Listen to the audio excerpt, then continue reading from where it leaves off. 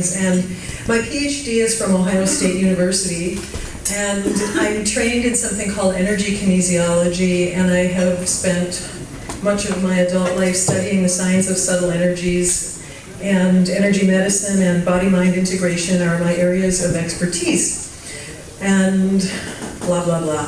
So I came into the whole smart meter issue through my interest in energy medicine, and prior to knowing about smart meters, I was for many years trying to educate people about the dangers of cell phones and Wi-Fi on the computer and all kinds of other invaders.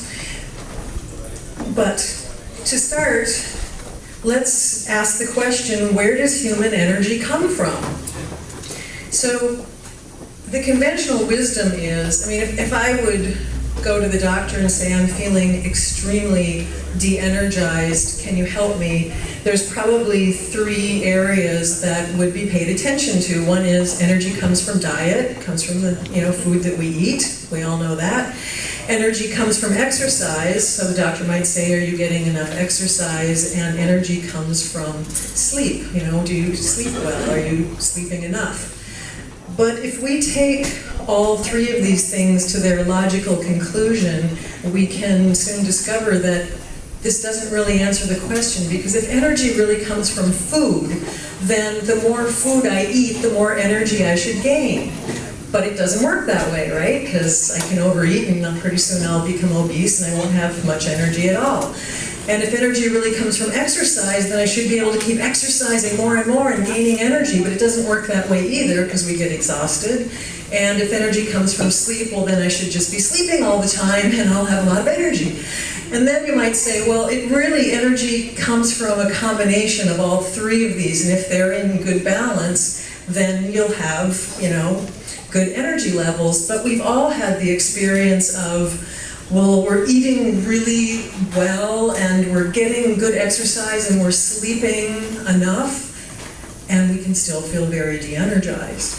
And we've also probably had the opposite experience where I'm eating not well at all, I'm not exercising, and I haven't slept, but I feel great.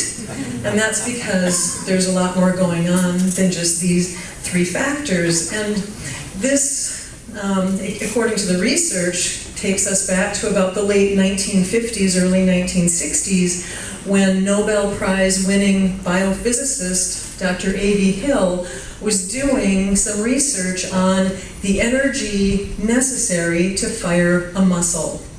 And if you've ever taken a human biology class, or if you're a full-on physician, or if you've been trained in any aspect of the medical profession, you probably know that human energy is said to come from this biochemical interaction between ATP, that's adenosine triphosphate, and our cell's mitochondria.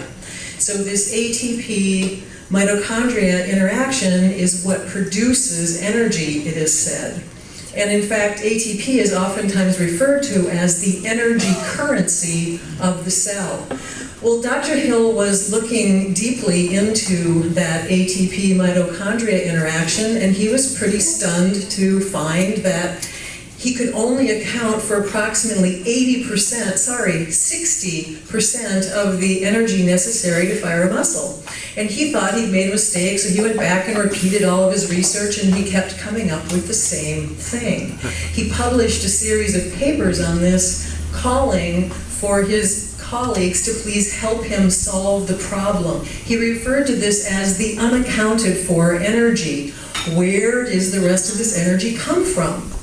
Well, it took a while, but in 1994, the National Institutes of Health finally began to recognize the existence of the energy body, or the human biofield, as it is sometimes called. And it's defined as a complex field that surrounds and permeates the organism. And since then there has been quite a bit of research done on the biofield, and it's now recognized as a medical subject line in Medline, and that's wonderful progress. Now, this energy body, the biofield, or the living matrix, or why is it not there we go. All these different terms can be used to refer to this energy body. You know, sometimes it's called the etheric body, or the vital force, or the living matrix, life energy, and so forth and so on, but they're all talking about the same thing. So, I don't like this little thing because it doesn't respond all that well. Okay, so the bottom line is energy comes from energy. It doesn't so much come from food or sleep or exercise, it comes from energy itself. And we all know the difference between looking at a piece of fruit or a vegetable that has a lot of life energy versus looking at a piece of fruit or vegetable that does not have a lot of life energy, or a plant or another fellow human being or whatever it might be, which is, of course, the basis of kahuna healing, and on it goes. In fact, if we traverse the planet and we look at every single approach to health and healing in existence that we know of, we will find that every single one of them recognizes the primacy of this subtle energy, except for one, and that is conventional Western medicine.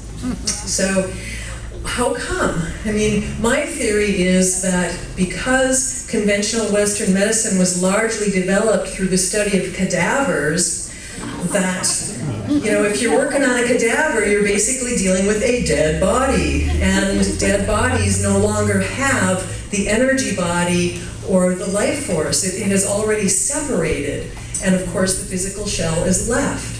So it's perhaps an explanation for why conventional Western medicine, or allopathy as it's sometimes called, does not recognize, or is not an energy-based medicine.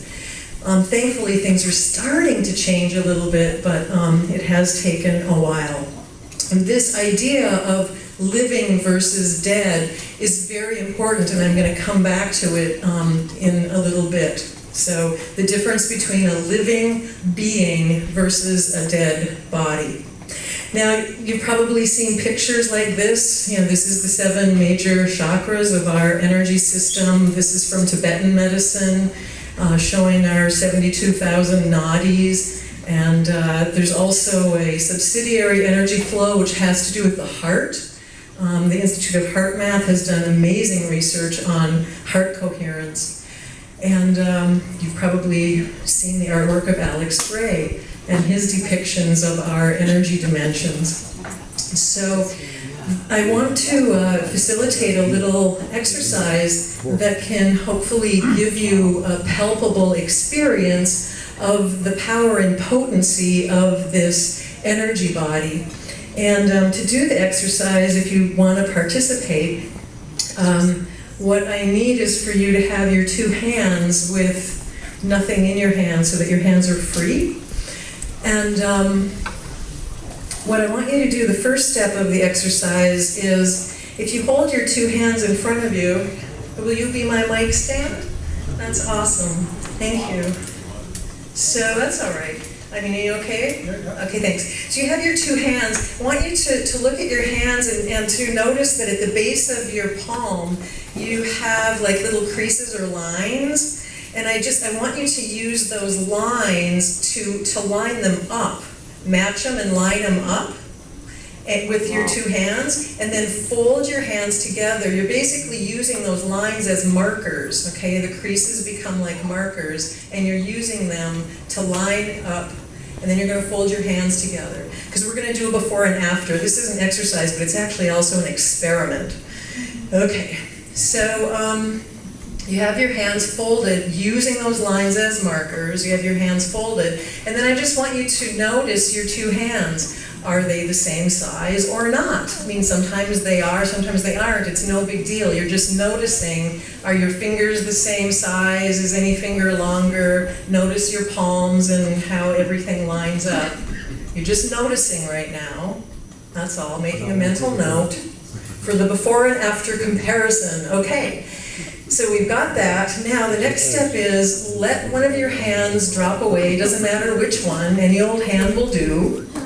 And I think Thank you very much. So you have a hand in front of you now, and what I want you to do is, I want you to keep the hand in front of you suspended in space, and if you would please close your eyes, because we're going to utilize our internal senses here. And what I want you to do is, I want you to keep your whole attention focused on this hand, on your chosen hand. And if your mind starts to wander, please bring it back to your hand. And the first thing I want you to do is, I want you to send a message to your hand, and the message is that your hand is actually quite big, quite large. Your hand is way larger than your other hand, and in fact it's huge, it's enormous. And so using your self-talk, just tell the hand those messages, just saying those things to the hand. And the next thing I want you to do is, in addition to sending those messages to the hand, if you would also visualize, in your mind's eye, visualize that your hand is big, it's large, huge. Your fingers are extending out, your palm is wide and thick. And in addition to visualizing that, what we're going to add is yet another channel, and that is, you can see that your hand is so big, and you're telling your hand that it's so big, and now we're going to sense and feel the hand has gotten so large that it's heavy, and you can feel how heavy this hand is because it has grown so big, so large. It's weighting you down. All right, so I'm going to be silent for a moment or two while you continue to focus on your hand and continue to send those messages to the hand, telling it it's big, visualizing it, and sensing it.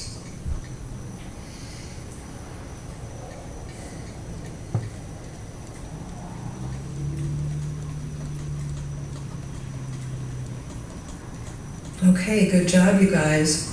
Now, if you would open your eyes and use your creases on your palms as markers, line up your two hands, clasp them together, and tell me what you notice.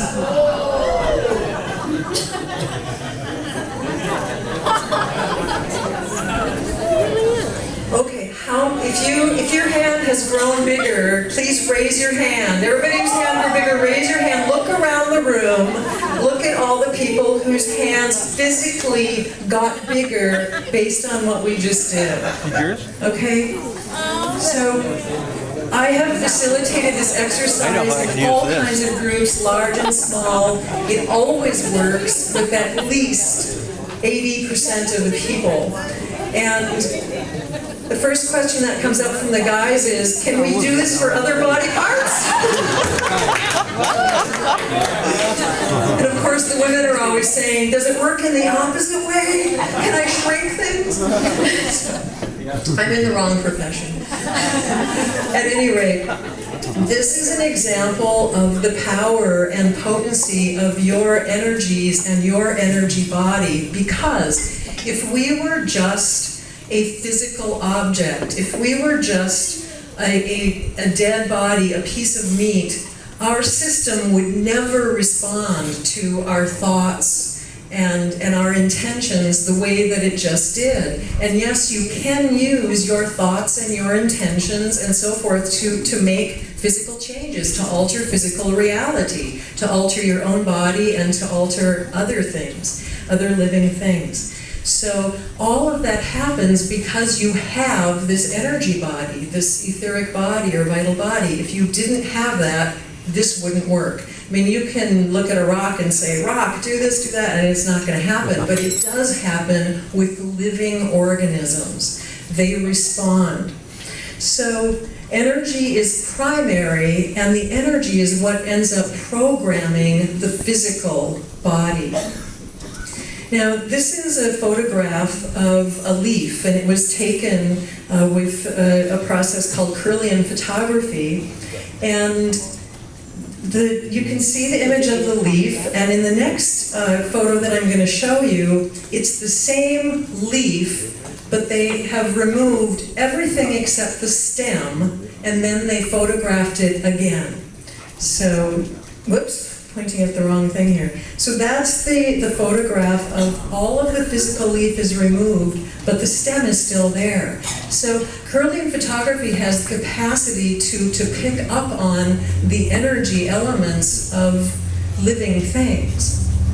So this next set of pictures is very interesting because the researchers were trying to capture that, it's called the phantom leaf effect, when the energy shows up without the physical substance being there. So they wanted to do that experiment. And when you do Kirlian photography, it's kind of an involved process. It's not like clicking away on a digital camera. So there were two researchers involved, and they had their process planned out. They took this leaf and they did a Kirlian photograph of it, and then their plan was to cut the leaf and then photograph it again and see if they could capture the phantom limb effect.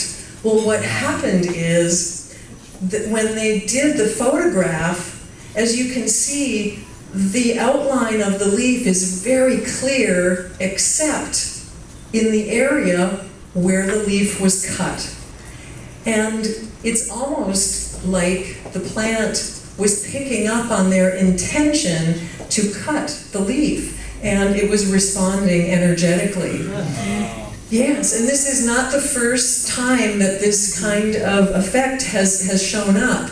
In fact, there's something called the Baxter effect, and it's all about the ability of plants and other living things to respond to the thoughts and intentions and actions of humans. And the Baxter effect is named after Clive Baxter, and he was his occupation was to do lie detector tests. And he got bored one day and he hooked up his lie detector to this plant. And that started him off on this whole journey of documenting very, very objective documentation of how plants respond to human intent and our actions and so forth. And this isn't a theory or an idea. This is actual research that is done with objective, verifiable measures. It's not just a theory. This is fact. And Claude Swanson's book, The Synchronized Universe, you can read more about the Baxter effect and lots of other fascinating things. So there are literally hundreds of pieces of research that document the power of human intention on all kinds of things: water, insects, plants, cells, DNA, inanimate objects like computers and chocolate and all kinds of things. So it's a very fascinating field of study. All right, so energy is at the core here because, as I mentioned earlier, if we were just physical, none of this would be possible.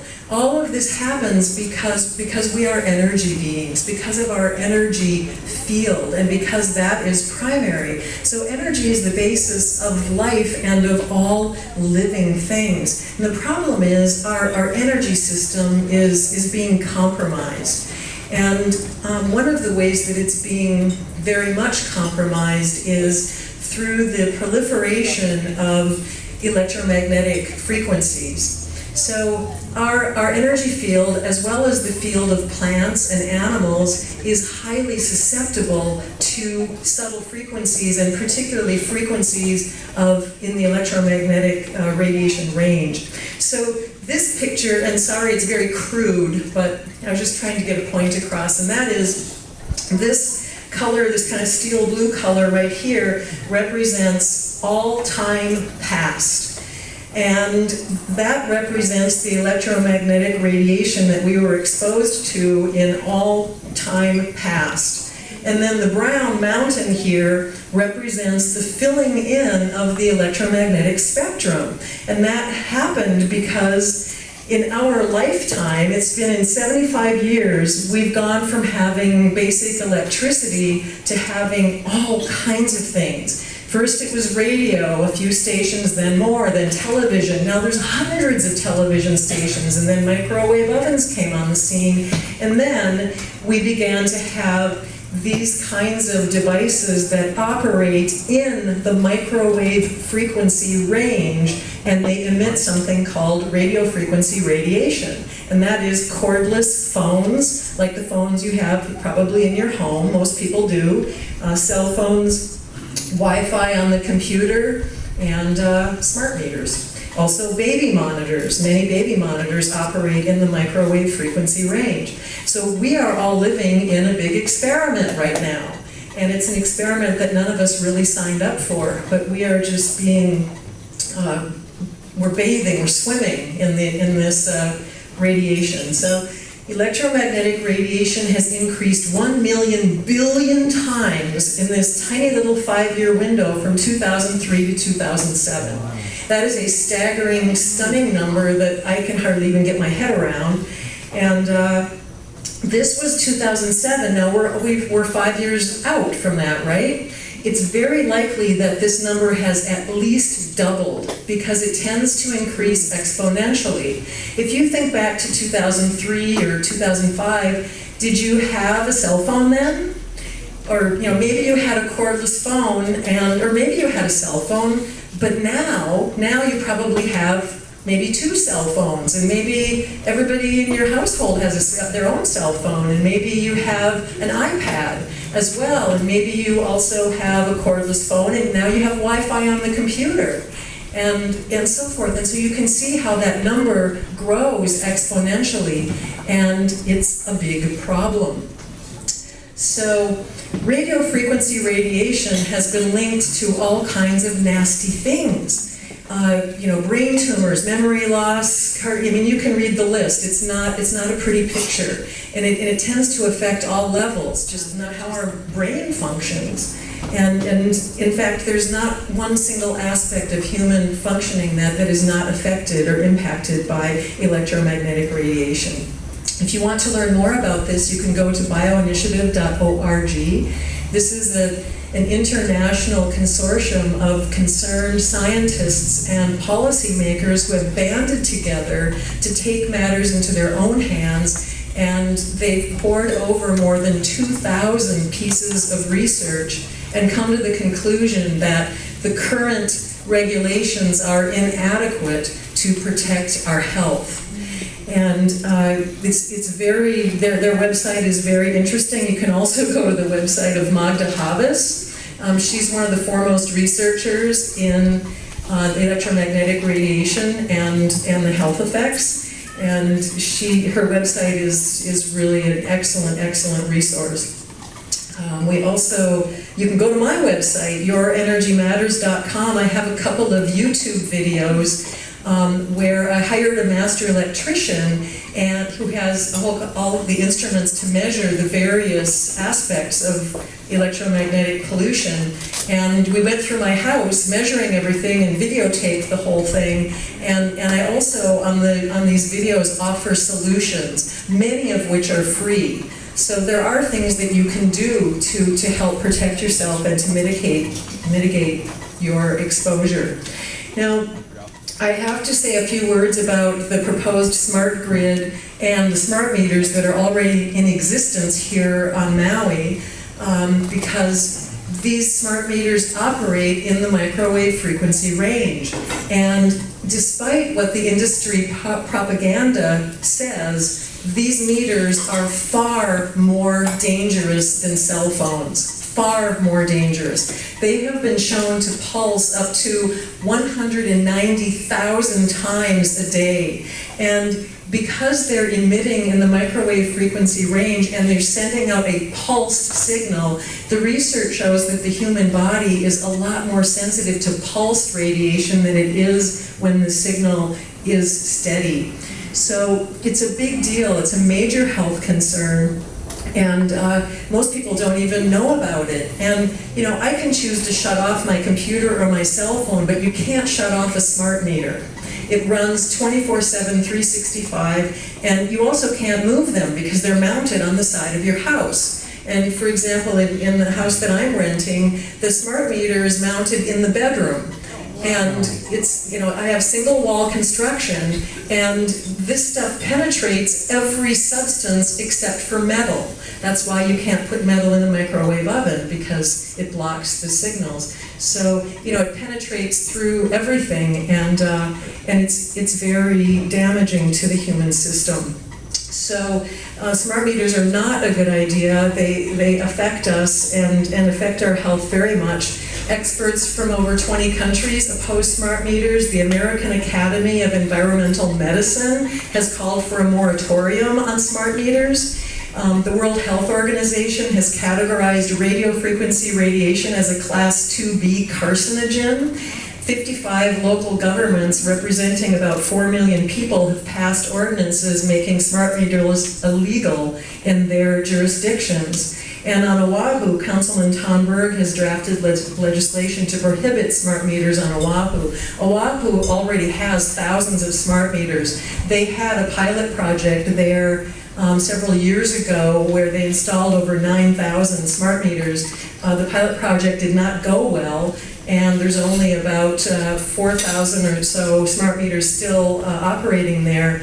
And because the pilot project didn't go well, HECO petitioned to do another pilot project, and the PUC turned them down.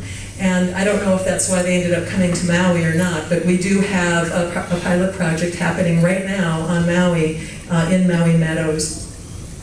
So what else do I want to share with you? Smart meters and the smart grid. They do not have UL safety approval like every other electronic device is required to have, but they don't have it. And the limits set by the FCC, which are what govern these things, they haven't been updated since 1992. Now, do you think radiation exposure has changed since 1992? I mean, it's such a joke. And plus, those limits that were set in 92, they were designed for like electrical engineers and electricians who get exposed in very acute ways, short-term intervals. They were not designed for the average person where we're just swimming in the radiation. And we know now that radio frequency radiation has cumulative effects. It builds up over time. We know that it has compound effects. So if you put all of the different frequencies together, that makes it even worse, and it has long-term effects. So we're kind of in trouble. Now, there have been thousands of peer-reviewed studies that document the negative health effects, but the industry will only recognize research that basically treats us human beings as dead bodies. The piece of meat research. They don't recognize that we are living beings and that we are different than a piece of meat like you would put in your microwave oven. And that's called non-thermal effects versus thermal effects. They will only look at tissue heating up. They refuse to recognize any other kind of effect. Smart meters, the industry says they're supposed to save us all kinds of money, but 80% of people surveyed, that was over 10,000 households, they saw their bills increase from smart meter installations, and there have been 2 class action lawsuits filed so far in California and Texas due to overbilling. This is probably the first time in history that California and Texas ever agreed on anything.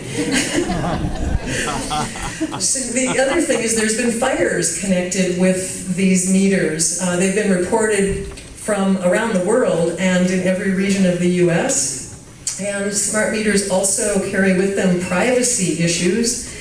They track every detail of our electrical lives, and evidence suggests that data will be shared and sold. That private information, it's like having a spy in your house. And the FBI warned that hacking may cost utilities $400 million a year because it only takes a moderate level of computer knowledge to hack into a smart grid.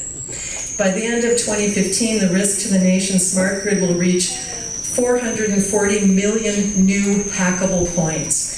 So there's also that grid vulnerability issue that goes along with the smart meters. So they're not a very good idea all the way around, and there is a kind of national day of action being called for.